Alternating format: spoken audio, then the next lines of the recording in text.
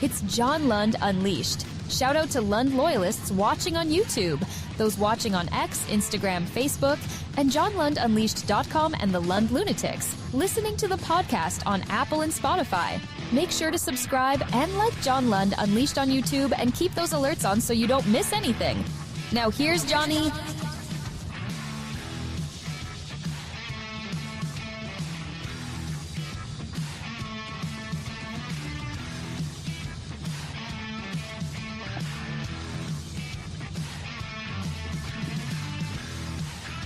Hey, what's happening? Happy long holiday weekend, but there's no holidays when it comes to the NFL. They're playing Sunday. It's game week. Let's get to this thing, man. Let's go. It is Monday. It is game week. It is September.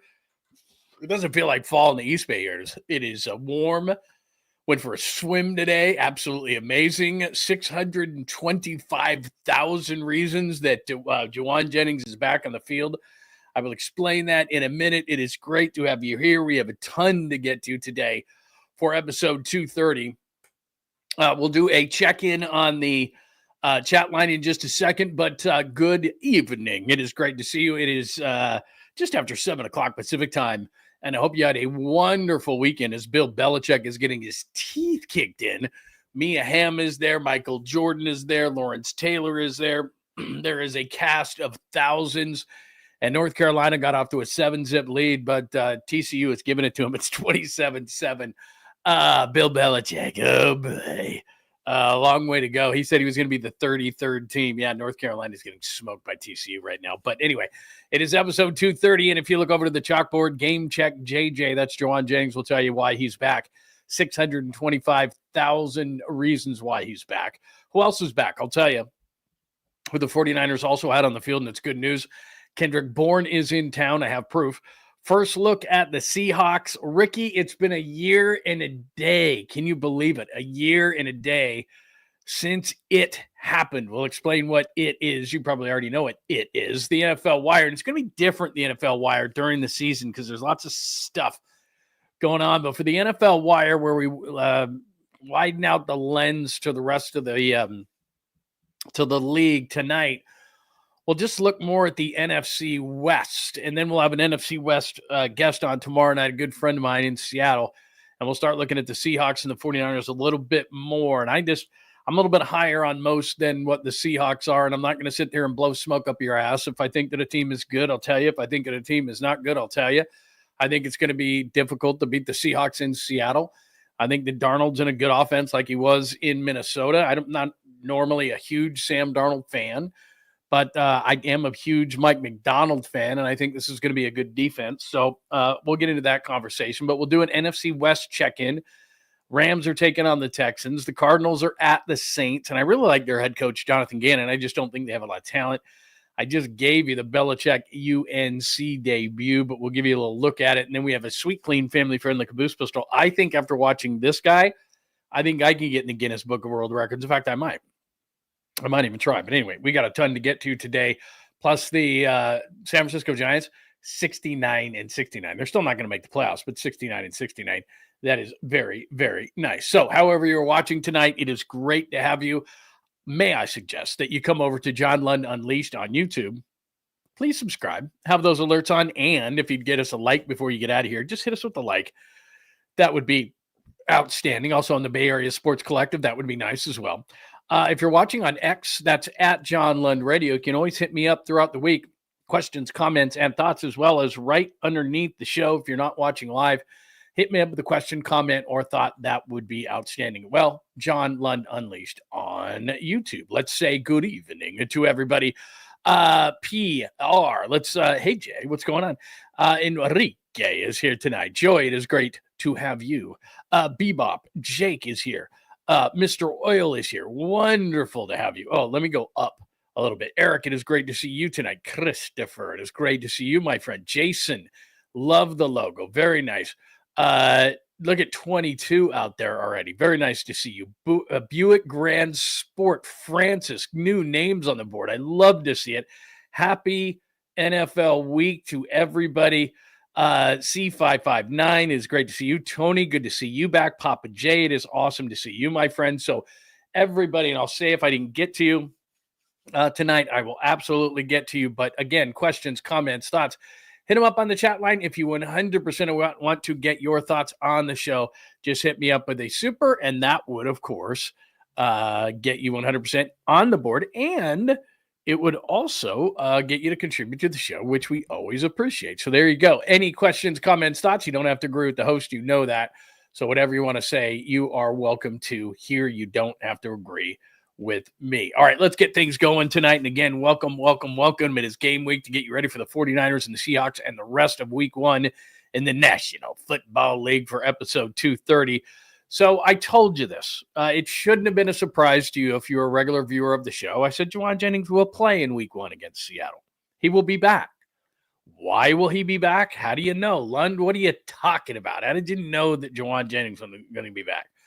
Well, after a week, I never bought the calf injury. It was more contract than calf, and I told you that. And I also told you after the first week when the Niners thought that they were going to get this done rather quickly, that all of a sudden, told you weeks ago that he was looking for $20 million. It came out a few days ago that it was, and everybody made a big deal of it. If you'd have been watching the show on a regular basis, I told you 2 weeks ago it was $20 million, and that's where they were. But here's why Jauan Jennings is back. Let's go to 2025, second column. Base salary, that's why he's bitching, $1.17 million. Signing bonus, that's prorated over the couple of years of the contract, the option. This right here is the big number. See right there that I just put in blue? $625,000 per game roster bonus. How does he get that? Well, he's got to be on the roster. He's got to be playing every week, right? Now, if he's hurt, he can get that.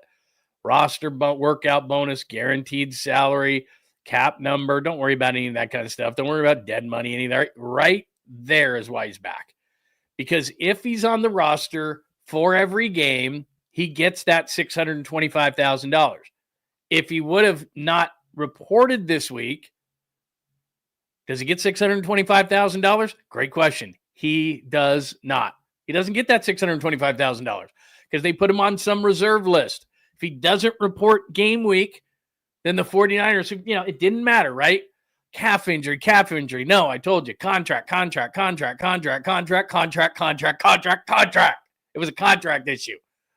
And so he's not getting fined. He's holding in, not getting fined, not losing money, not getting fined, not losing money. And what did I tell you? I said on Monday of game week, he's going to report. Why? Because if he didn't, then the 49ers would put him on some list, some reserve list. Is he a member of the team then? No, he's on a list. Does he get his per game roster bonus of $625,000? He does not. So he shows up on Monday. Why? Because he wants his $625,000 per week. Because he doesn't get it if he doesn't show up. Doesn't get it if he's not playing. Doesn't get it if he's not on the roster. So Jauan Jennings shows up. But you would have known that if you watch the show. And you do know that. Because you do watch the show. So Jauan Jennings wants his $625,000, so he's going to show up. Is he happy? No. Are the Niners going to give him $20 million? No. Is he going to play out the season and probably leave the 49ers? Probably. But he's going to show up and he's going to make his money. He made his point. The 49ers offered him X amount of dollars. They offered to make a small adjustment in his contract, but they wanted 2 years. They want to extend it out a couple of years. He wants to be a free agent. It's kind of like the Kuminga situation now. Because Kuminga's saying, okay, I'm going to get, at some point, Kuminga's just going to play for a measly $7 million. He's just going to sign the 1 year deal, and then he's just going to be a free agent next year and just say, heck with it. Next year, I'll make up my money. And the Niners, who just let go of Deebo Samuel and just gave, obviously, Brandon Ayuk, who's hurt, a big contract, are not going to go back in and put $20 more million to one player in that room. They just got rid of that in Deebo Samuel. I've told you that 50 times. And I'm sorry I have to keep repeating it. But they don't want to do that. And so they're at the point where they're like, look, we offered you a small bump, but we wanted an extra year out of it. You don't want that extra year. You want the $20 million, but you want to be a free agent next year. You want everything. We're not going to give you everything. So just play out this year. You could be a free agent next year. If you ball out, man, you're going to be out of our price range and you're going to leave anyway. And the 49ers learned a valuable lesson with Brandon Ayuk, which is there are a lot of wide receivers out there. They're banking on Ricky Pearsall being great this year, being their pseudo number one wide receiver right now. They're banking on Brandon Ayuk coming back, being healthy, and being a really good wide receiver. They don't have to pay Pearsall for a couple of years after this one, right? So Pearsall's manageable. Ayuk's getting paid. They'll find a third wide receiver. Maybe that's Jordan Watkins in a few more weeks after he gets over the high ankle sprain or whomever. They bring in another wide receiver. Maybe they draft one, whatever. You need 3 and eventually 4 of these wide receivers, whatever. But they're not going to pay Jauan Jennings that kind of money. They like him. He's big. He's badass. He blocks. He does everything you're supposed to do. But they don't want to pay Jauan Jennings, a good player, $20 million. But Jauan Jennings, finally, as I told you the last time we spoke, isn't going to lose $625,000 every single week, or his per game roster bonus. His per game roster bonus is $625,000. And if he didn't show up on Monday, the Niners basically said, we're going to put you on that on reserve list, and you're not getting paid. You're not getting paid the first week. So that was, as I told you, the first time he was going to feel the pain. $625,000 right down the drain. So everybody else was like, oh my God, he showed up. Kumbaya. No, it's not kumbaya. He's pissed. It's not great. He dabbed up, Kyle Shanahan. He hugged John Lynch. He's playing the game because his agent told him, look, bro, just not going to happen this year. You get paid. It's not bad. You're not digging ditches. You're going to get paid, X amount of dollars every single week. You go out, you ball out like you did last year. And there's going to be teams that are going to pay you. It's just this team just got burned by Brandon Ayuk. This team just got rid of a big contract in Deebo Samuel, which, by the way, I showed you last week. Num, num, num, num, num. They're eating $34 million in dead cap space to have Deebo Samuel play for Washington. So let's do a little math. They're paying Brandon Ayuk not to play to not play until, I don't know, week 6 or 8, but that's still wide receiver money. They're paying Deebo Samuel to play for Washington $34 million this year. That's wide receiver money. And you think they're going to also pay Jauan Jennings $20 million? Not happening. They're not going to put those resources in the wide receiver room. It's just bad timing for Jauan Jennings. Not a bad guy, really good guy, and they like him. But they're not going to put those resources in that room this year. So if you want to lose $625,000 that you're not going to get back every single week in a roster bonus, we dare you. And Jauan Jennings came back. And oh my God, the cap, it's a miracle. Yeah, when $625,000 per week is on the line, it's a miracle the calf is all of a sudden healed. So anyway, there's the deal. And he's going to play, and Pearsall is going to play. I don't know who the third wide receiver is going to be. Back at practice today, as you can see there from the great Jennifer Lee Chan. Jennings back, Gage back. I would imagine Gage could be the third guy. Who knows? Let's play. Let's have some fun, shall we? Let's share the screen and take a look. Who could be, because they like Russell Gage, and I tell you this all the time. For Kyle, it's about trust. So there's Pearsall, going to be Jennings. Watkins isn't going to play. Gage is probably the guy. I mean, that's who they trust, right? Sky Moore could be a guy, I guess, who could be that guy. I'm also concerned here. Barch just hasn't had enough time, but that's possible. Pooney came back. That's good. So your line looks like that's going to be the line. No problems with McCaffrey.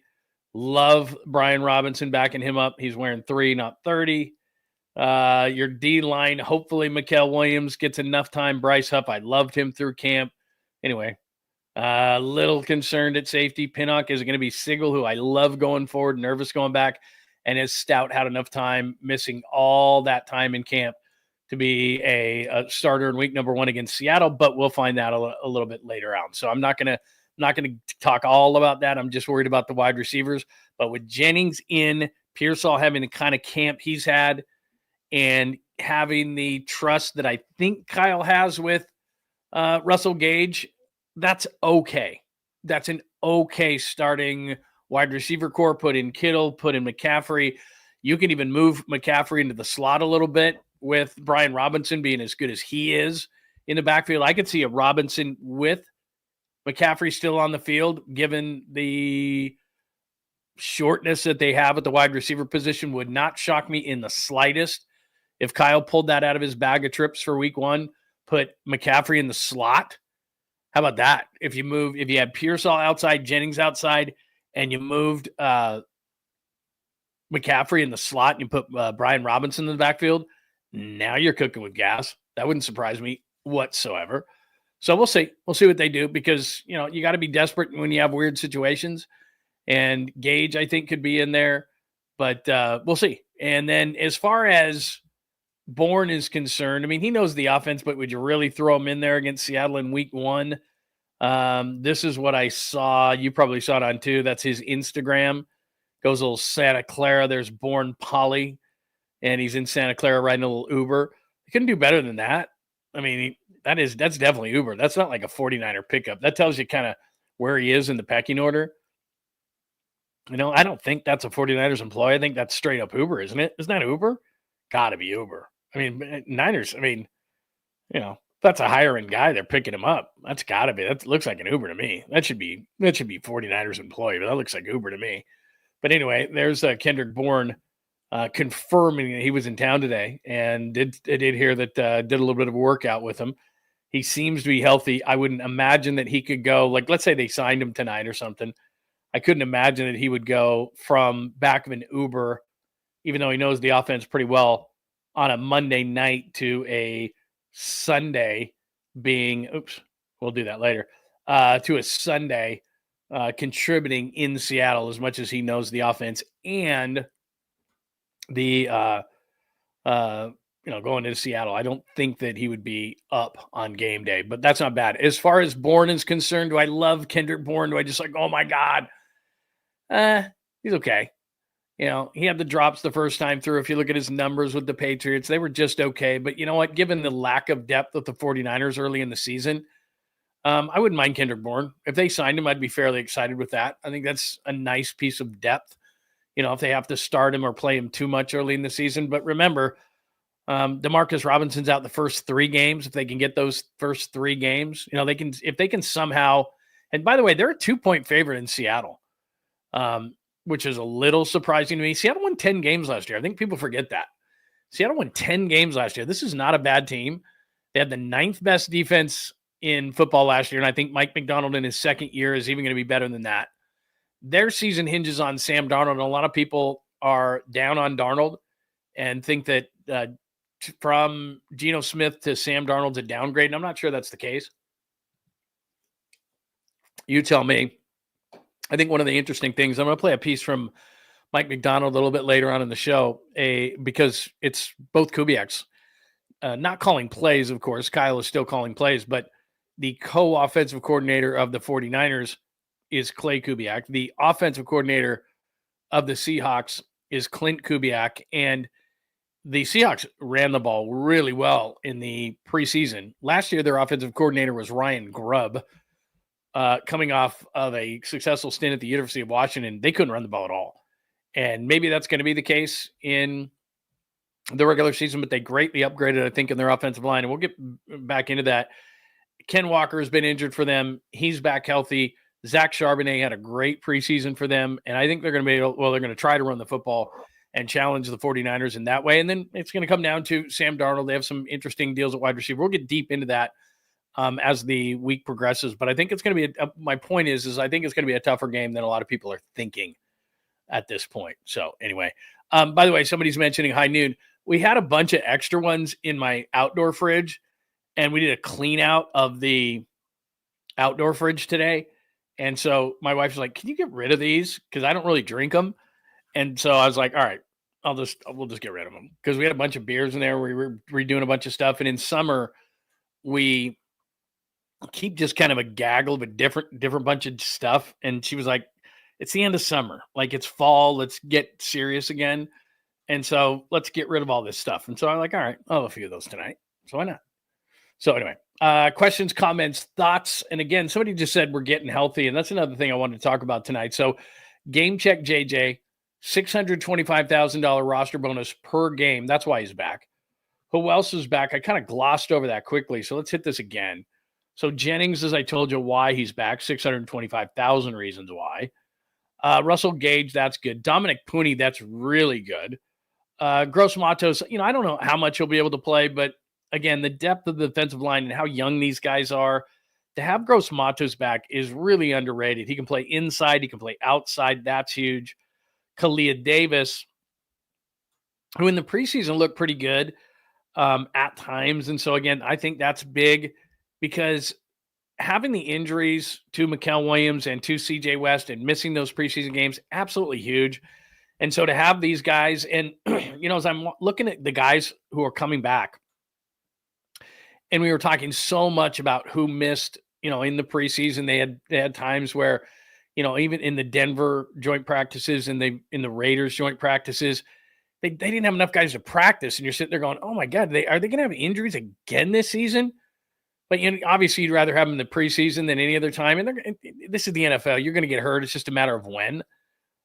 But it's weird to say this, but obviously we knew about Ayuk.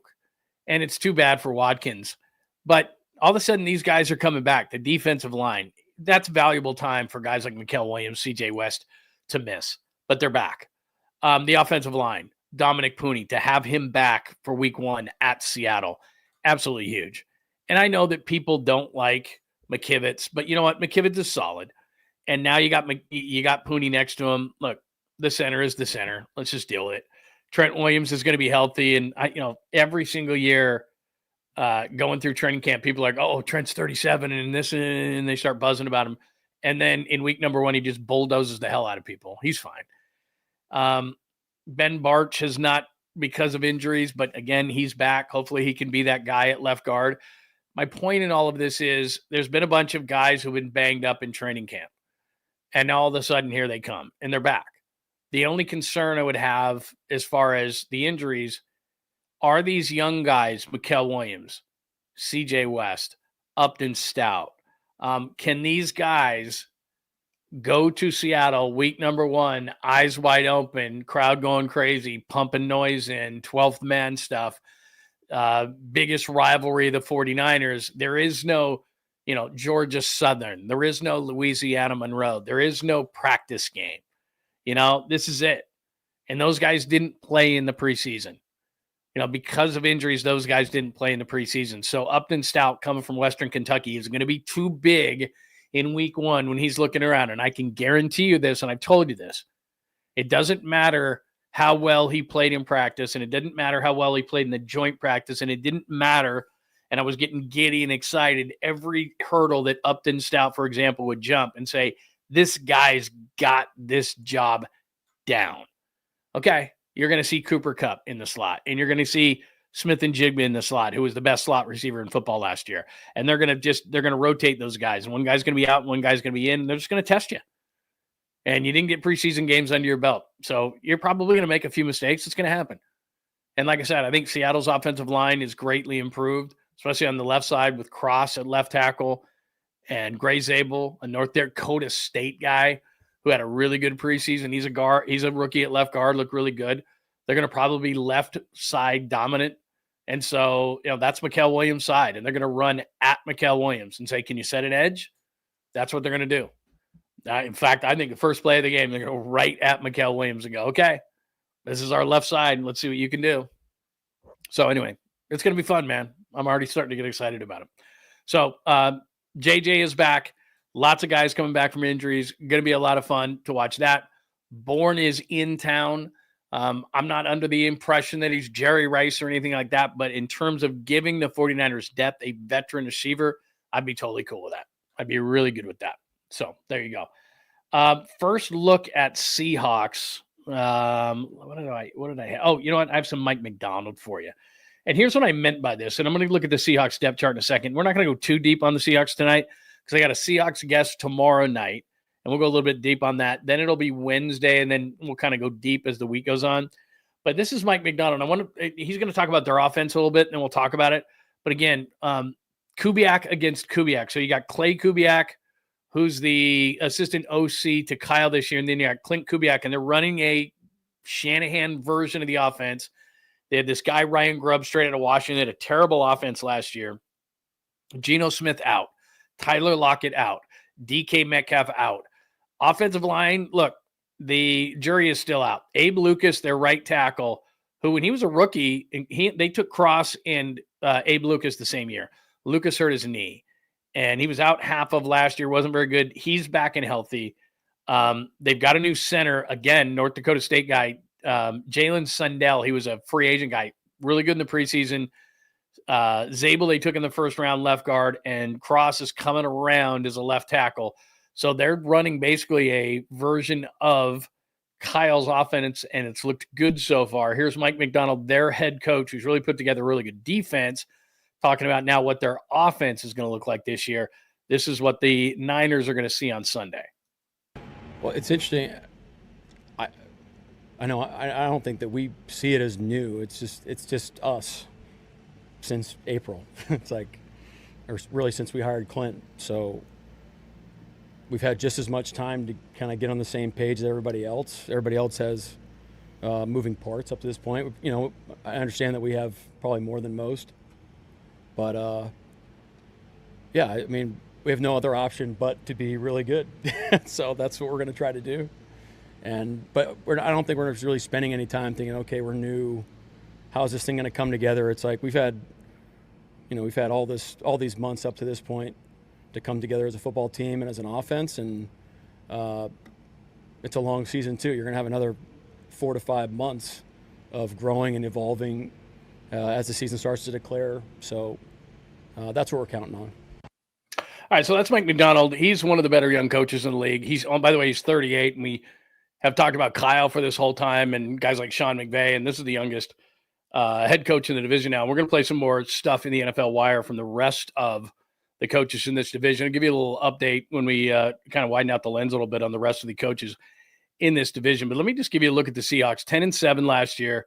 McDonald's a really good head coach. He's really building a good defense, and what they want to do up there. Love of God, man. Really? Is this what I have to go through? I'm trying to get this up here. Hang on one just a sec. I'm trying to get the depth chart for the Seahawks, and this is what I got to go through. Hang on a second. Let me see if I can do this again. There we go.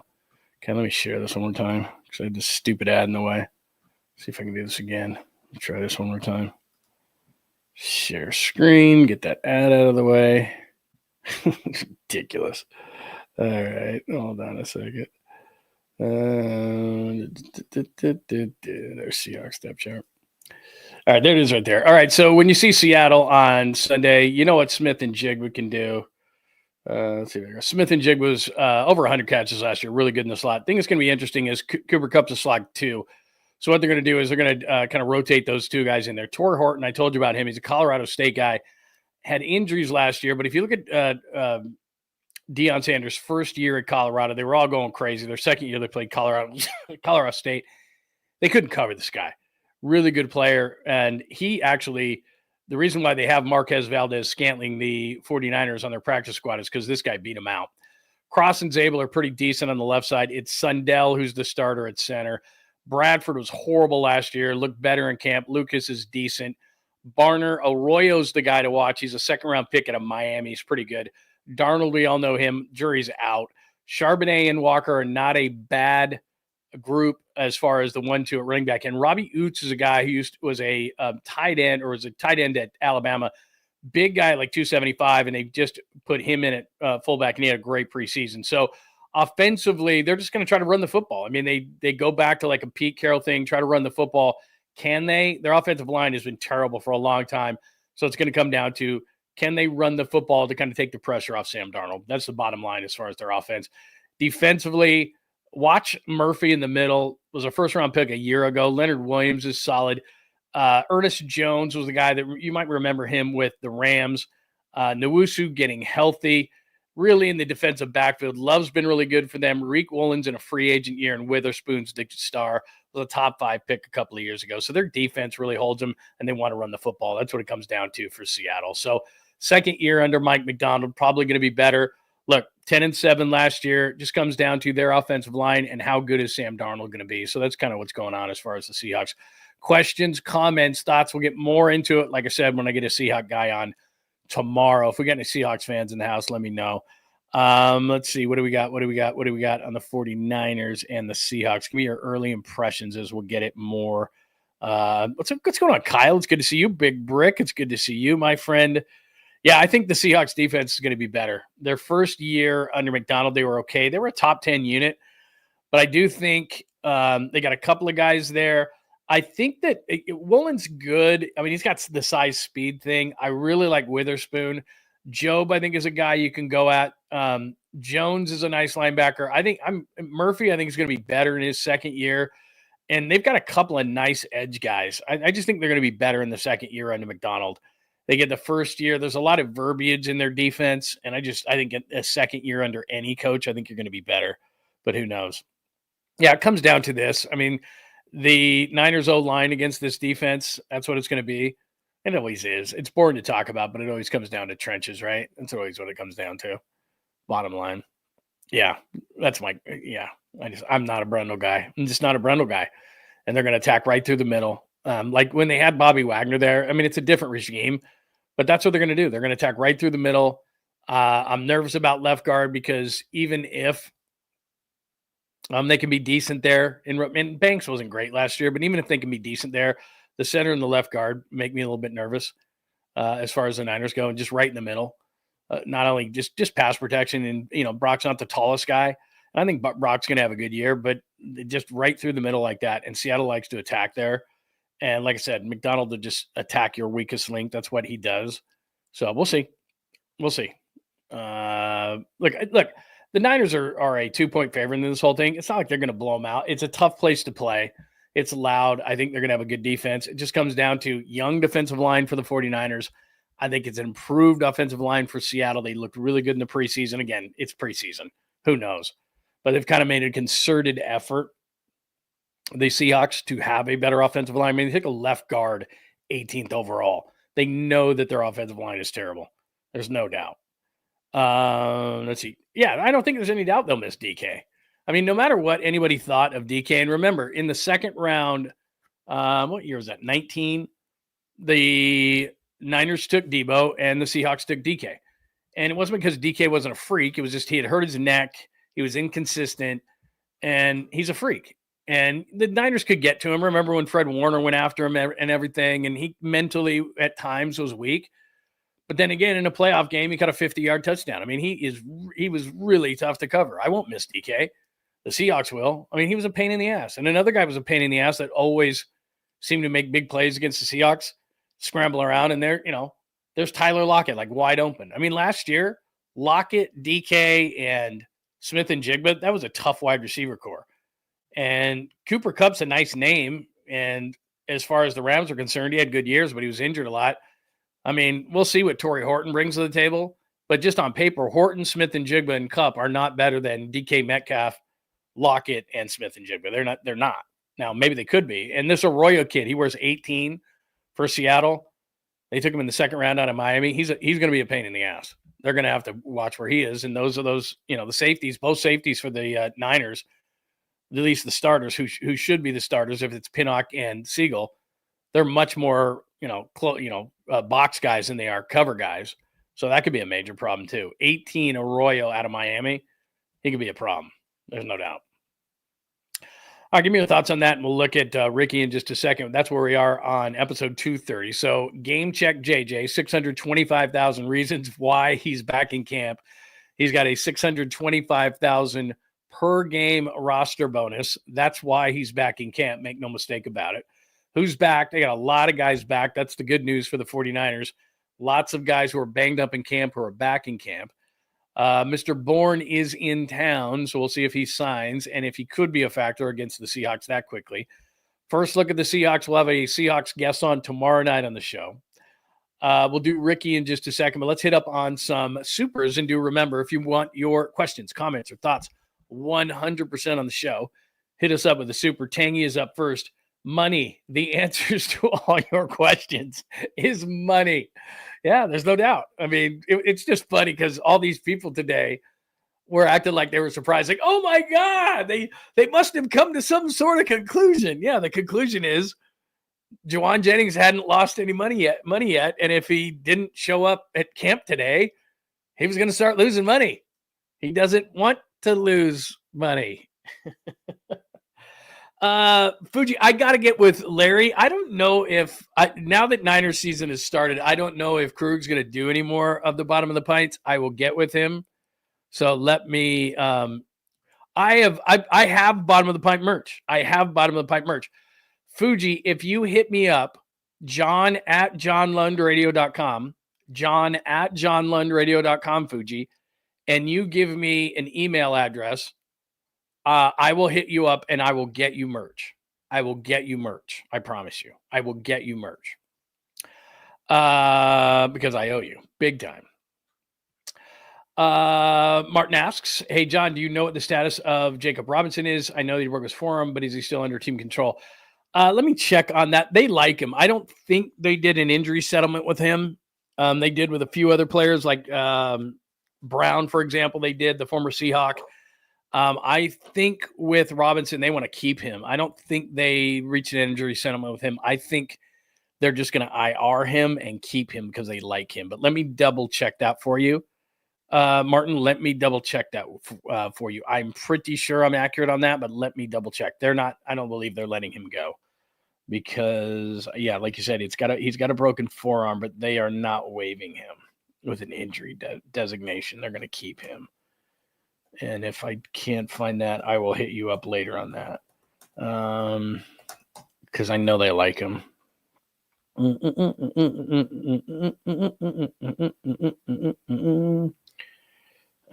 see. Let me see what they did with him. If I don't have it here, I'll get it for you. Plus, he went to Utah State, which that's my alma mater. So I did follow him a little bit. He only played 1 year then he went to the dreaded BYU. I'll get that for you, and I'll post it. I'll get that for you 100%, and then I'll post it. Okay. Any more questions, comments, thoughts? I will make sure, by the way, I'll follow up on that for you. I promise you, Martin. I promise you I'll follow you up on that one. I owe you one. And one more. I just wouldn't have moved him. I mean, when you have, as far as Parsons is concerned, and I talked about this on the day of the trade, you just don't trade players like that. And stay with me on this.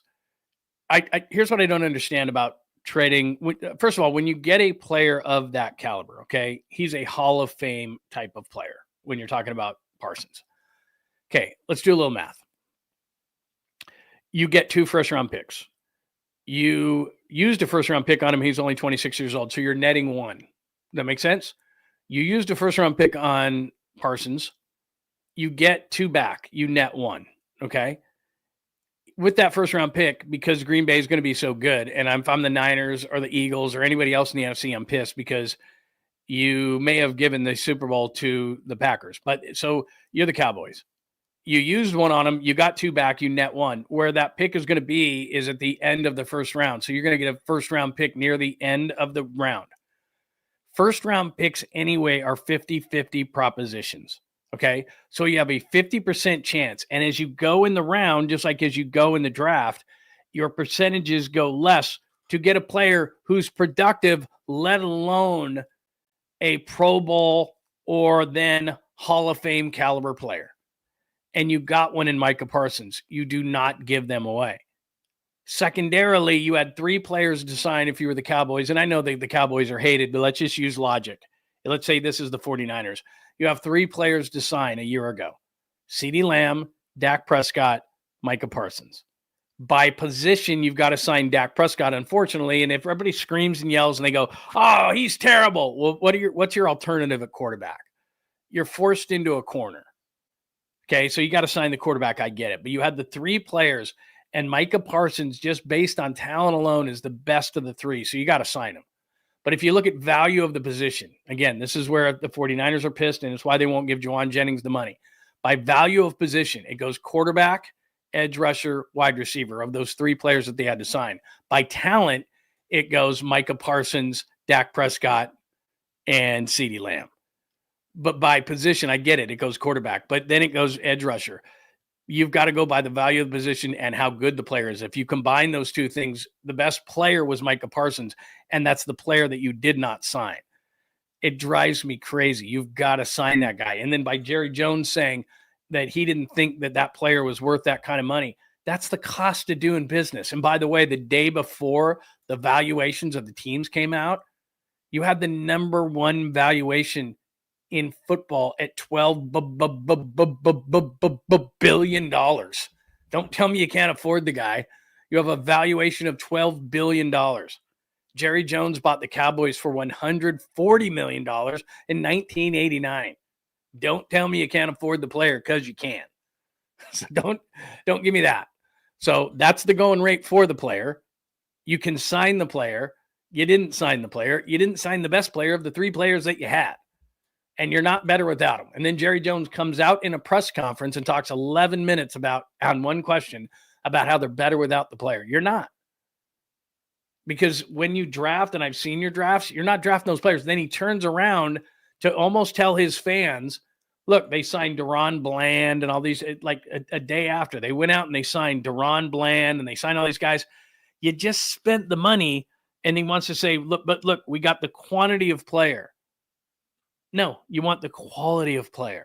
And they're going to turn around and blow those picks. And we all know this because we talk about it all the time. If you do it, if you make a trade 90% of the time, if you get the best player in the trade, you win the trade. Lots of times there's situations where if you get the quantity of picks, you can win that trade. He mentioned the Herschel Walker trade. It happens sometimes. But Micah Parsons is the best player in that trade by far. It's just a horrendous trade. You know, could you get 3 or 4 first-round picks? Yeah, but what it reminds me of, and right when it happened, I thought about it. It just reminded me of the Charles Haley trade. It just reminded me of the Charles Haley trade. When you have that talented of a player, you just don't trade him. And look, the Cowboys really aren't close to winning a championship, so I understand it to that extent. The last point I'll make on this is that then you trade him to the AFC. So you don't have to see them. I know that the Cowboys aren't in contention right now, but you go to the AFC and you shop them there. Could you have gotten 2 first-round picks from the AFC? You could have. And you probably could have got them in a better place because, again, the Green Bay is going to have those picks are going to be near the end of the round. And if they're going to be near the end of the round anyway, then trade them to Buffalo. You know, trade them somewhere else. At least trade, like could Miami have come up with those 2 picks and maybe those are the middle of the round or something? Just dumb. Just dumb. But that's just Jerry Jones. Like I said, I worked in Dallas. He'd rather have him talking about him because what's going to happen is we're all going to talk about Micah Parsons all day Thursday instead of talking about the Eagles winning the Super Bowl. That'll be spun in, but it's all going to be about Jerry Jones traded Micah Parsons to Green Bay. And that's really what Jerry Jones, that's currency to Jerry Jones, is rather than talking about the Eagles and their Super Bowl, 3/4 of that pregame show is going to be Jerry Jones and Micah Parsons. And he likes it that way. And he doesn't care. He doesn't care if it's that the Cowboys are going to stink or anything like that. His currency is you're talking about me, which makes the value of my team go up, and that's how he keeps score. It's silly. It's demented. They haven't won titles forever, but that's Jerry. He's crazy. I'm just telling you, man. It's crazy the way he keeps score. Yeah. What's the update? 27-7. I mean, that's a major, major, major letdown. I mean, Michael Jordan's in the house. Lawrence Taylor's in the house. Mia Hamm's in the house. Who else was there? I mean, it's anybody who's anybody. Anybody who's anybody is in the house. And they got up 7-0. And then last I saw, TCU just came at them. It was 27-7 last time I saw. So anyway, all right, there's the latest on that. All right, the last piece of Niners stuff, and then we'll do NFL Wire. It's been a year and a day since Ricky Pearsall was shot. I mean, there you go right there. August 31st, 2024 at approximately 3:37 p.m., San Francisco officers responded to the area of Geary Street, been there a million times, in Grant, on a report of a shooting. Upon arrival, you can see right there, and 2 officers suffering from injuries, blah, blah, blah, blah, blah. And it's kind of one of those things where were you when? Like, it was surreal, wasn't it? Like, I've been exactly where Ricky was, and I'm sure you have too. And he was shopping, and if you remember the whole Pell setup, it was just like it is right now. It was the week of the opener. And Ricky was shopping for some luggage because they were going on a road trip, and the guy wanted his watch. Ricky was wearing a diamond watch, and the guy wanted the watch. Ricky said, "I'm not giving you the watch." Kind of a wrestling. They started wrestling. Ricky got shot.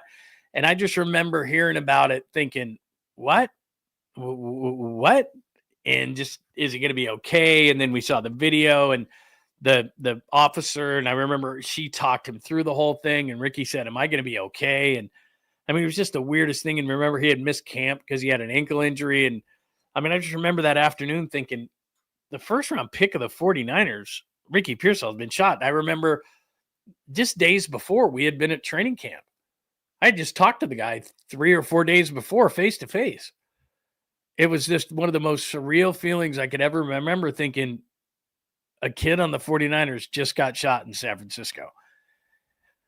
And it was like, I wasn't thinking football. I was thinking, is the kid going to survive? Is the kid going to live? And then weeks after that, with just a weird season, just the whole thing was weird. And then Ricky came back later that year. And then to think that a year and a day where we are today, September 1st, 2025, and to think where I think this kid is going to be. I think he's going to be their number one receiver. I think he's going to catch 80 or 85 balls. I think he's going to be an 1,100-yard receiver. I don't know how many touchdowns he's going to catch, 5, 6, 7, 8 touchdowns. I've seen him in camp quite a bit. He's a great route runner. He's a great kid. He's a hard worker. To think that for 366 days ago, I thought, is this kid going to live? It's surreal. This can't be happening. This can't be real, to a kid who I think is going to be the breakout player on the 49ers. And because Jauan Jennings has missed most of camp, I think he's going to be the number one receiver. He worked with Brock Purdy this offseason and has a great rapport with Brock Purdy. And I think he's going to, catch 8 balls in Seattle. And if they win the game, I think he's going to be a big reason why. I mean, it's just 366 days ago, Ricky Pearsall was shot in San Francisco. How wild is that still to this day? Isn't that wild? Give me your thoughts. I'd love to know just your thoughts on where you were, what you were thinking. I mean, just when the news came down, like, what's going on here, man? I remember talking to Dante Whitner, and Dante that day, because if you remember, he was at a card show on the peninsula, and then he went up to San Francisco. And I remember talking to Dante the very next day. He was on our show, and Dante had said, yeah, I actually was with him that day. And Dante had actually warned him. He had the watch on that day and was wearing a short sleeve shirt. And Dante actually had told him that day, hey man, you got a pretty big piece of bling on there, man. Kind of be careful with that on. Like, you might run into people, because he had told him, hey, I'm going up to San Francisco. I'm getting a piece of luggage today. And Dante actually told him, like, hey man, kind of watch yourself with that, and kind of warned him. And then what happened, it happened. So anyway, just kind of crazy that, and Nick Wagner wrote a piece today. I advise you to check it out on ESPN.com. And Nick is a heck of a writer, and wrote a piece on it. But a year and a day ago, Ricky Pearsall got shot up in San Francisco. And here he is getting ready a year later to be the number one wide receiver for the 49ers. The kid has worked his butt off, kind of had a bit of a setback at the beginning of camp, but, didn't have that ankle injury, gets shot, works his butt off all this offseason, works with Brock Purdy. I think the guy's going to have a heck of a season. So we'll see what Ricky Pearsall does, but just weird. August 31st, 2024, Ricky Pearsall gets shot in San Francisco. So 366 days later, here we are, and he's getting ready to get ready for the Seahawks. Hi, Nutter. It's good to see you, man. I hope Pearsall has a big year. The stage is set for him to do well.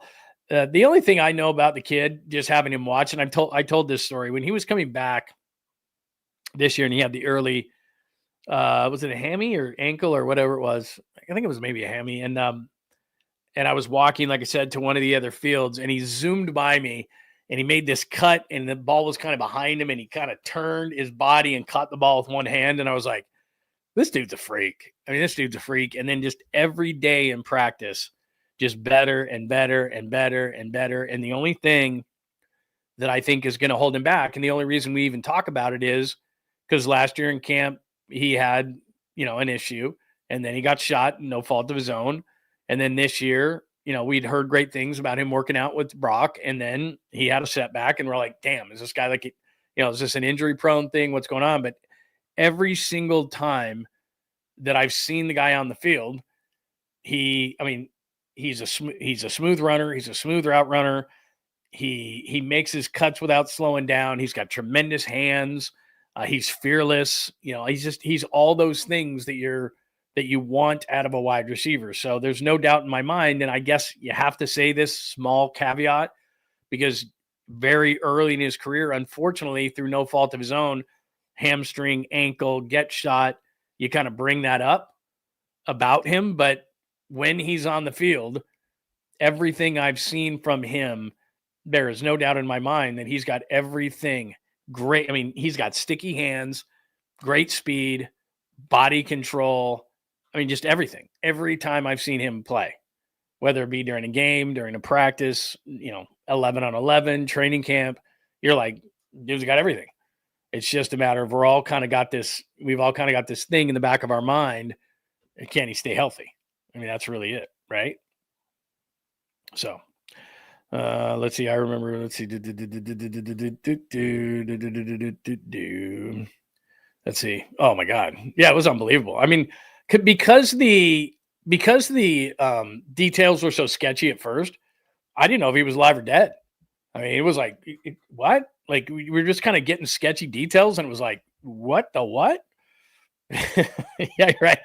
You're right. Blake Snell's in the game too, right? That's right.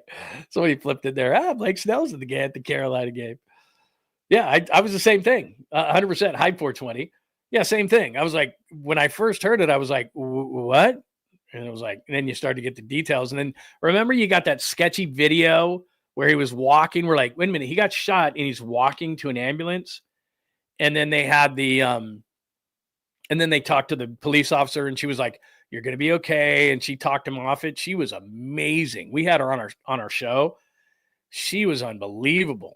And she was like, oh, it's okay. And, man, crazy. And she was like, you're going to be okay.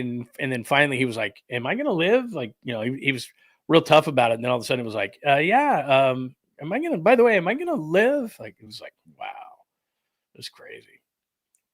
Yeah. Think about that, Eric. He came back late in the year, had a couple of really nice games, but it was like, when did he come back? Like 7th, 8th game or something? It was like, guy shot. And he was in, I remember what John Lynch said this. John Lynch was on our show late, like right after all that happened. And one of the first things Ricky said was like, I think Ricky said he said he was sorry. And John Lynch was like, dude, you don't have to be sorry.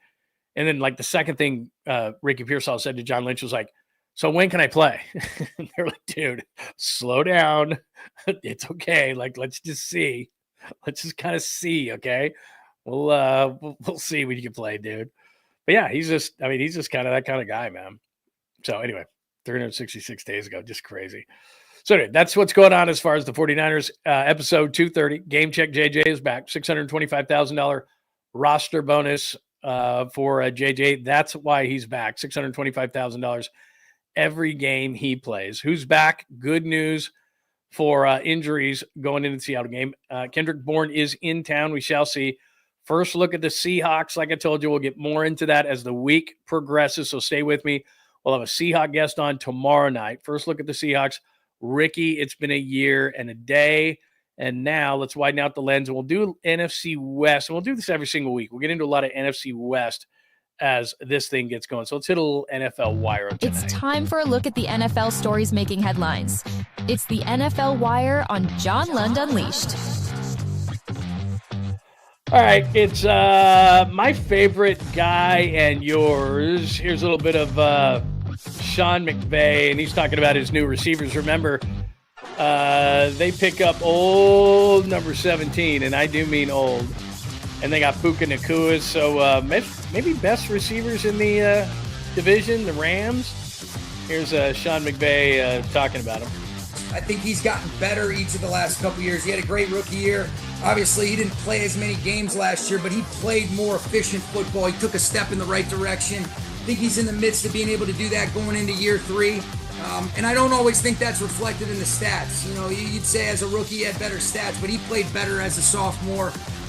And I think that was, reflected in just some of the, the efficiency metrics that we look at. I'm not sure some of the stuff that's out there, but I thought he played really good, clean football in both phases.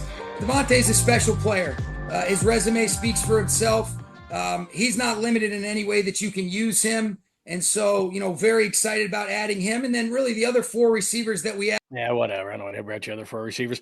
Puka Nacua, Devontae Adams, the big key for them this year. And we'll see, man, because I've been kind of saying, okay, let's see. We haven't seen Matthew Stafford in the preseason, limited in practice. If not, our friend Jimmy Garoppolo would be the starter, and Devontae Adams, that would be hilarious because if you watched receiver last year, of course, Devontae Adams wanted out of Vegas because he thought Jimmy was going to kill him. So we'll see. Matthew Stafford with that back. If you ever had a back injury, that could be an issue. They got the Texans in week 1. That's not going to be easy. They've got the Texans and our friend D'Amico Ryans. So maybe D'Amico Ryans can do us a favor and beat the Rams in week 1. And then the Cardinals, they go to New Orleans. That's the Niners' opponent in week number 2. So maybe that weird situation that they're going to start Spencer Rattler in week number 1, but they really have an unsettled situation due to the Saints at the quarterback position. I really like Jonathan Gannon. Of course, he was the former Philadelphia defensive coordinator. He's asked about how stoked he is for week number 1. I mean, you just gotta do your job at a high level. Block out all the external factors, block out all the noise, and do your job the best you can do it. And I told the players that too. It's for everybody in that building: staff, coaches, players. It's all everyone's doing the same thing today. How can we do it a little bit better? I think that's the one thing is he's a defensive coordinator, but I think their defense is a year away. Walter Nolan, who was a guy that I liked for the 49ers in the first round, he was injured all through camp, but Walter, their first round pick, really, I think is going to break out. Harrison Jr. is going to break out. Marvin Harrison Jr. is going to break out. He looks a lot bigger. Kyler Murray's Kyler Murray. They still got James Conner. I think that their offense is going to be good this year. Their defense, I think Gannon still doesn't quite have the players that he needs on defense, but I think their offense will be fine. I think Arizona's going to be Arizona. I think it's going to be a fight between the Seahawks, the Rams, and the Niners. I think health is going to play a big part in that. Week 1, obviously, we'll see if I think what the Seahawks, I think, might be defensively, but I think it's going to be a dogfight between 3 teams. Arizona, I think, is just a step below for right now. So that's what I think is going on. But I do like Gannon. I can't say the same for McVay, but there you go. You've seen from all 3 coaches as far. By the way, I forgot to play this as proof. That is Jauan Jennings today. 625,000 reasons, and there's Ricky Pearsall right there. So I forgot to give you that. And then there's Trent Williams. By the way, Trent Williams easily is my favorite interview of any 49er. Biggest dude, never wears sleeves, nicest guy you could ever meet in your life. Here's Trent on what Jauan means coming back to the team. Try to not worry about it, let them 2 parties work it out. Obviously, Jauan is a hell of a player, one of our best players on the team, so having him out there is really important. But, the business, there's a business side to it, so you let it work out. That's the first time I've ever seen Trent Williams wear sleeves at the facility. He never wears sleeves. So I don't know. It wasn't cold down there today, so I don't know what he was doing anyway. But there you go. That's what most guys say. It's like, look, man, he's got to work out his own thing. But Trent Williams is back. They look good. There's you saw from all 3 coaches today. So Mike McDonald in Seattle, McVay with the Rams, Gannon with Arizona. Probably if I had to say the other 3 coaches, McDonald's young, 38. McVay used to be young, obnoxious. Gannon, I would love it if he was my defensive coordinator, but I can't get over that one thing. Remember before the NFC Championship game when Brock got hurt and some guys, Philly fans, were yelling at Gannon, and he's like, I got something for him today. And then, of course, Brock got hurt and everything, so he had to hate that guy. So anyway, there's those guys. So NFC West check-ins, Rams versus Texans, that's who they got. We'll do on Friday a whole thing and maybe some betting ideas on everything, but that's not going to be an easy game for the Rams, the Texans, and D'Amico Ryans in week number 1. Cardinals versus Saints, they should probably get off to 1-0 start, but again, that's going all the way across country. That they go across the country to New Orleans in that week number 1. And then I've talked about the Belichick debut. They were down 27-7 last time that I checked on that, and like I said, Jordan was there, Lawrence Taylor was there, Mia Hamm was there, and a bunch of other people. I don't even know who went, if they even went to Carolina, but that's got to be embarrassing. It's kind of like when Deion debuted at Colorado. He got the first couple wins, and then they just started getting routed. But, the thing is that they had somebody on the field. I can't remember which NFL guy they had on, but ESPN had like a guy on the field beforehand, an NFL scout. And they said that North Carolina had 2 corners who were probably NFL worthy corners. And then outside of that, they didn't really have any NFL talent. And so it doesn't really surprise you because it's not like TCU's a bad football team year in and year out. They're good. I don't know what kind of talent TCU had returning, but obviously they were routing them early. So I don't know if Belichick came back with it, but it's not like young guys. He's 72 years old. You're in the, it's the portal era. Like, what are you paying me? It's, a lot of kids are going like, hey, great. You're Bill Belichick. You used to lead the Patriots to tons of Super Bowls. I got my hand out, man. What are you paying me? Like, a lot of parents would be like, hey, you can get a chance to play for Bill Belichick. Great, man. What's he paying me? If Belichick's not really, if they don't have a, $30, $40 million, fund to pay a bunch of guys, then you're not going to get anybody. I mean, the offseason, you don't spend the most money in the portal this offseason. I bet you couldn't guess if you didn't know off the top of your head. Texas Tech. Texas Tech has a couple of big-ass donors that just put a bunch of money in a bunch. So I don't know what Texas Tech is going to do but Texas Tech led everybody in spending money. I think they spent like $30 million on their team. And so, I don't know if they're going to be any good, but they spent a bunch of money. So I don't know what Belichick spent, but if he didn't spend a bunch of money, because I saw him with Mike Lombardi before the game, not David Lombardi, Mike Lombardi, the former, exec with the Raiders and the Patriots and all this stuff. And if they didn't spend a bunch of money, Belichick's going to have a long year in Chapel Hill, man. I don't know if Jordan put money into that program or whatever. And I don't know what the score of that game is right now, but it didn't look good when I jumped on the air here. One other note before I get to the Sweet Clean Family Friendly Caboose pistol. Very nice. The Giants win again, finally to 500. Look at the Rockies. Oh my God. 39-99, 69-69. Nice for the Giants. 8-2 over the Rockies. I haven't talked about the Giants in a long time because I told you until they got back to 500, I wasn't going to mention them. They're still not going to the playoffs, but 69-69. Well done, boys. And last time I think I spoke about them, were people talking about the Devers trade being bad? I mean, what are you talking about? He's going to hit like 35, knocking over 100. Our guy, Willie Adames, is going to hit, I think he's going to be the first Giant to hit 30 in a long time because Devers kind of doesn't count because he was with Boston. But it looks like he's going to knock 30 over the fence. So not too bad. They just got to get things. They got to get Bryce Eldridge up here. Got to get some pitching back. Even Verlander's thrown a couple of nice games. So way to go, boys. 69-69, 500. 8-2 win today. Very nice. Still think Bob Melvin's probably got to go. But anyway, they get to 69-69. Any other football-related things that I got to get to tonight? Anyway, it is officially game week in the NFL. So before we do the caboose, I just want to let you know that Seahawks guest tomorrow night.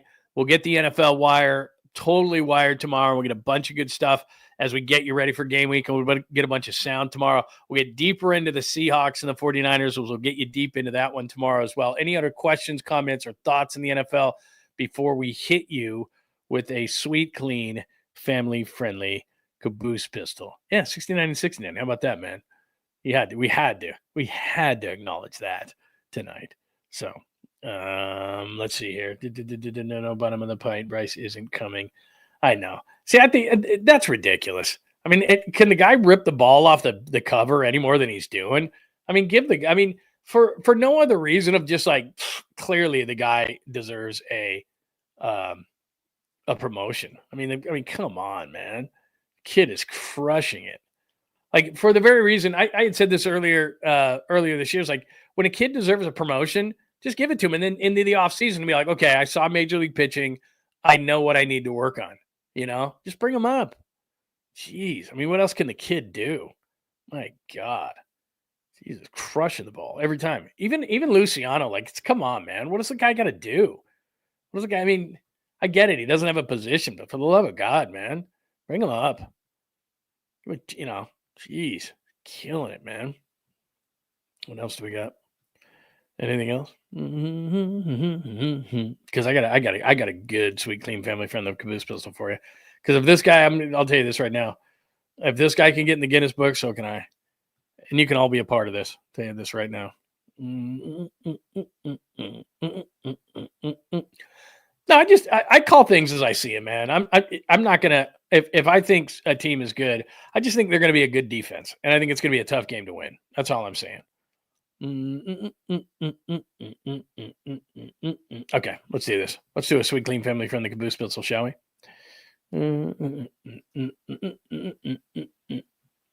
Let's do it. Let's do it. Where's my music? Hold on a minute. There we go. Let's do it. John Lund Unleashed presents the Caboose pistol. Wedged in the crack of her buttocks. Somehow, someway, Lundo thinks this is the best way to leave a final impression on you for the day. The old Caboose pistol, everybody has one. Did you say Caboose? I know some women who could hide a machine gun in there. Yeah. Leave me out of this, you weirdo. Here's John. All right, so let me show you this story first, and then I'll show you this video. So I don't know how this guy... Maybe I shut this down. Let's see. Maybe I don't have the story. I'll just show you the video. So here's this guy. One Nick. Hey, shut up. Tricky part. Hold on a minute, dude.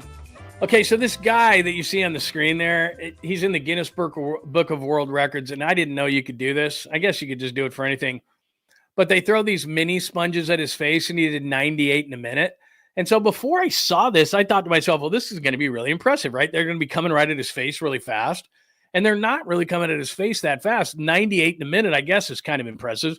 But I really think I could do this. So you tell me if I'm wrong here. I bet I could get somebody to throw these a lot faster at my face, right? So it's kind of slow. And I think I could get into the Guinness Book of World Records. So watch this and tell me if you think I could do this faster than this guy, because I really think I could. Okay, ready? Watch. Part about this one is you got to throw a lot of sponges. The previous Whatever. record was like 70 something. We got 92 the first time. Someone broke it with 93, so we had to take it back. Jonathan is ambidextrous, so he can throw with both hands at alarming speed. Hardest part for me is actually moving just the slight amount I need to make sure it hits my face straight on. To do that, I have to have my eyes open. But since I've got less than a half a second after the water washes out of my eyes to reopen my eyes to get in position so I can close my eyes so I can hit my face, man, it is tough to open and close my eyes that fast and not get my eye hit with the scratchy part of those sponges. Put one in between two people's feet. 3, 2, 1, go.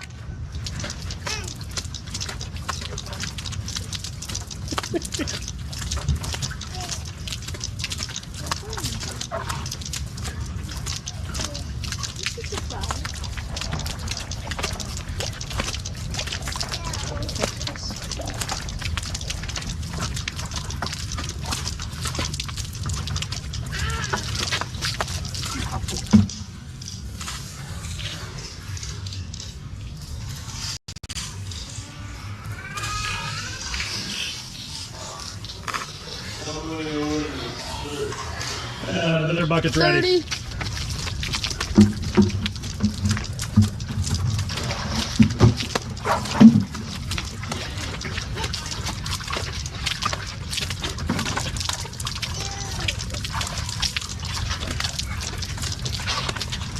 Okay, back to the first bucket, Jennifer. Okay, so you get the idea. I think I mean the guy's not throwing him that hard at the guy's face. Like that's Jauan Jennings. The guy's not throwing him that hard at the guy's face. I'd be like chucking him super fast. And I'd have a bunch of guys throwing him. Like, you know what I mean? I'd have like guys like boom, boom, boom, boom, boom, boom, boom, boom, boom, boom, boom, boom, boom. Like I don't know what the rules are, but I'd have like 5 different guys back there just chucking them on my face, and the guy's like, you know, and I don't want the heart. Like, I don't care what you hit him at, and I'd have goggles on my face. Can I have goggles on my face? And I'd want like just boom, boom, boom, boom, boom, boom, boom, boom, boom, boom, boom, boom. Like I'd just be having them one after the other, after the other, after the other, after the other. Like I'd have like 300 of it. I like 98. He did 98 in a minute. I'd have like 300.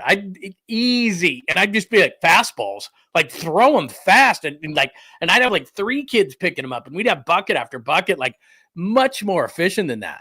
Because I thought, you know, when he was talking it up, I thought like they were throwing him hard. He's like they're because he said the guy was throwing him hard, and he was kind of like lobbing him at the guy's face, and they were. I don't know. I think that you could have it much more efficient. Like I'd blow that guy out of the water. Because he said somebody had like 70 something, and then somebody had 92. He had 92, then somebody had 93. I'm like, dude, I'd have like in a minute, I'd have like 300. And I don't care if like the hard part was hitting my face, like whatever. Like I was like lobbing him at the guy's face. I'd have like 300. Easy. Easy. Like, what do you think? I don't know. I was watching. I was like, wasn't that impressive? I thought, yeah, that's what I'm saying. That's what I think. I think it was slow and inefficient. I'd be like fastballs, throw fastballs right at him. Water cannons. I don't care. Just boom, boom, boom, boom, boom, boom. Just load up water cannons. Just shoot those suckers. Let's go. I don't care if the hard parts hit me, and I would put like swim goggles on. So I just don't want them to hit me in the eye. Like, it's all fun and games till somebody gets an eye knocked out, right? But I'm just thinking like just super efficient. Like paintballs or something. Just shoot them right at me. Just one after the other. Boom, boom, boom, boom, boom, boom. Just nail them. Like I'm thinking like I could do like 300 of those, man.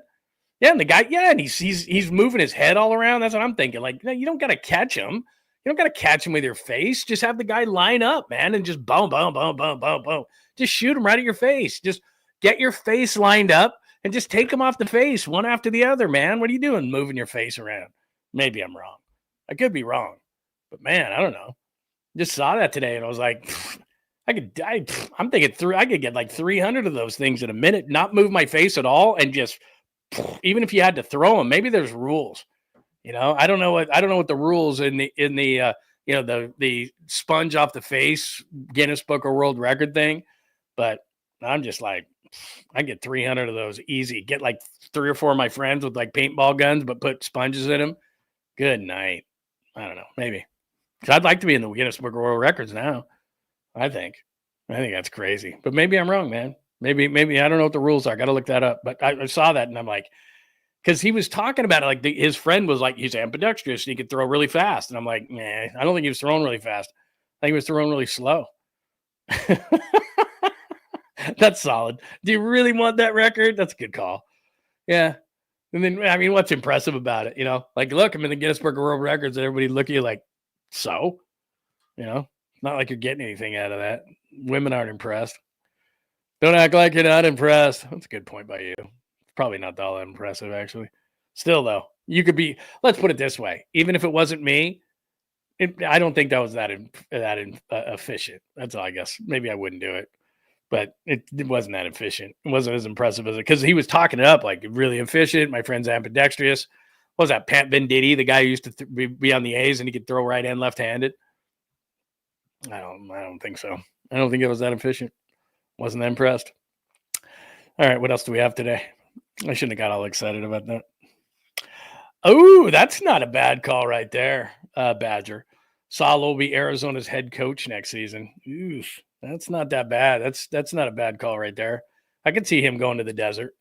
I do like Gannon, though. But a lot of times what an owner will do, although they got bad ownership, they'll go like OCDC kind of a thing. Not ACDC, but like, okay, we just had a DC. We're going to go to an AC or an offensive coordinator now. But Salah's a leader of men. We've talked about that all the time. I love Salah. And he's different this year, by the way. Don't let anybody tell you any different. Like, he's philosophical when he talks now, and he'll look right at you and use your name. And that experience with the Jets, he's even a better leader of men now. I don't know if you can tell, but he definitely is. Arizona, you're going to Arizona sleeper team, huh? Yeah, by the way, we've got to do that on, don't let me forget, on Friday. Let's make sure on Friday that do this for me. One homework assignment. It'll be the only one that we have. Somebody just said 100-mile-an-hour fastballs. Could you imagine if we did that? Papa, all 100-mile-an-hour fastballs. That's probably what the paint guns would do. And I told you that story. I lost a bet one time and had to run in a Speedo, and listeners were on either side of me, and they were shooting me with paint gun and paintballs, and I didn't think that was going to hurt. Oh, man, I had welts. Oh, man, that was not good. But anyway, and I did. I had goggles because I didn't want to get hit in the eyes, but I was like, I got nailed. And that was a lot more painful than I thought it was going to be. But I digress. On Friday, as part of Friday's show, let's make sure that we do sleepers, and let's do once and for all, because I'll remember. Let's do once and for all win total for Niners. Let's do this on Friday. Win total for Niners on Friday. Sleeper team. What else can we do on Friday? Super Bowl matchup? Want to do a Super Bowl matchup on Friday? What else can we do on Friday? What else? We can do like Niners MVP, stuff like that. What do you think? What should we do on Friday? Hit me up underneath here, and hit me up on X at John Lund Radio. What should we? Let's limit it to like 5 things on Friday, and then it's speak now, forever hold your peace. Like Niners wins, how far they'll go, sleeper team, not Niners, go off the board on sleeper team, not the Niners, that kind of a thing. We'll do like season predictions on Friday. Okay, let's do that. All right. So for tomorrow's show, we'll have a Seahawks guest tomorrow. We'll start getting deep into the Seahawks. We'll expand out on the NFL Wire tomorrow. We'll start getting into the schedule itself, start looking at some of the key games tomorrow. We'll have some more stuff on the Niners. We'll get some more stuff that'll break. We'll find out more on BOURNE, if that's going to be a thing tomorrow. Hopefully we'll find out a little bit more on Jauan Jennings. I don't think anything's going to change on Jauan Jennings because, as I told you, he has a $625,000 per game roster bonus. And I told you this weeks ago, he was going to play in that game because he did not want to lose $625,000 per game.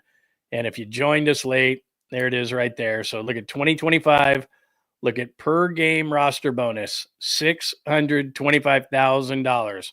If he doesn't play, he doesn't get it. And all of a sudden, everybody today was like, oh my God, he showed up. It's like, yeah, he doesn't want to lose $625,000. So he's going to play. And then this would probably be his last year with the 49ers, unless he gets hurt or something. But probably his last year with the 49ers because he wants to get that $625,000 every Sunday. That would be nice. All right. If you have any suggestions on what we should talk about on Friday, let us know, and other things. So we'll do like win totals, Niners MVP, how far the Niners will go, sleeper team, other stuff like that. You let me know what else we should throw in there, and we'll hit that up on Friday. Good to be talking to you on a Monday. We'll have more stuff. We'll have a Seahawks guest. You can boo and hiss at them. And I think that's it. Great sponge guy for the Caboose, NFL Wire. We heard from all the NFC West coaches. We'll do that every Monday. And I think that is it, unless there's questions, comments, or thoughts.